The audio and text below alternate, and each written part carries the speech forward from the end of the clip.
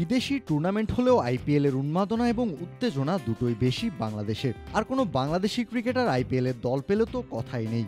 দলগুলো বরাবরই নিজেদের মার্কেটিং স্ট্র্যাটেজি হিসেবে ব্যবহার করে আসছে বাংলাদেশি ক্রিকেটারদের। সোশ্যাল মিডিয়ার যুগে মার্কেটিং এর ধরনও ছাড়িয়ে গেছে অতীতকে। সাকিব মুস্তাফিজরাই হয়ে উঠতেন কলকাতা, হায়দ্রাবাদ, দিল্লি, মুম্বাই কিংবা চেন্নাইয়ের বিজ্ঞাপন এবং মার্কেটিং এর প্রধান চরিত্র। তবে 2025 আইপিএল এর মেগা অকশনের আগে চেন্নাই সুপার কিংস বেছে নিয়েছিল সস্তা ব্র্যান্ডিং এর পথ।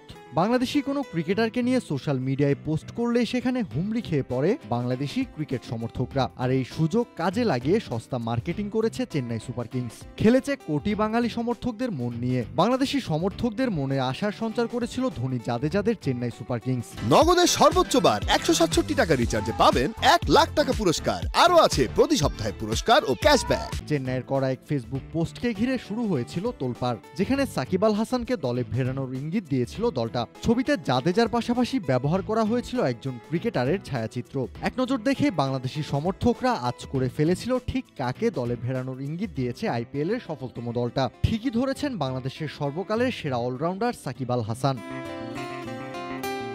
জাদেজার যমজ অলরাউন্ডার কে হবে? সাকিব এবং জাদেজা দুজনই বাহাতি ব্যাটার, আবার দুজনই বল করেন বাহাতে, অর্থাৎ স্লো লেফট আর্ম অর্থোডক্স। দুজনের প্লেইং রোলটাও অলরাউন্ডার, তাই দুয়ে দুয়ে চার মেলালে বুঝতে বাকি থাকার কথা না জাদেজার যমজ হিসেবে সাকিবকে দলে ভেড়াতে চাইছিল চেন্নাই সুপার কিংস। আর যে ছায়াচিত্রটা তারা ব্যবহার করেছিল সেটাও ছিল আল হাসানেরই। এটা বুঝতে কোনো রকেট সায়েন্স জানার দরকার নাই। চেন্নাইয়ের করা পোস্টের নিচে সমর্থকদের কমেন্ট দেখেও সেটা আঁচ করা গিয়েছিল।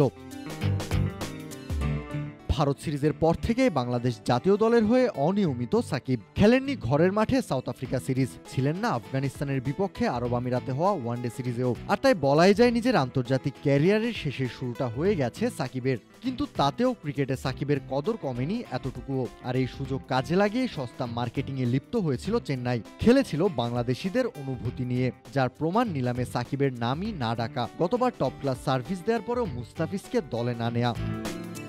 কাউসার শান্ত, ক্রিক ফ্রেন্জি।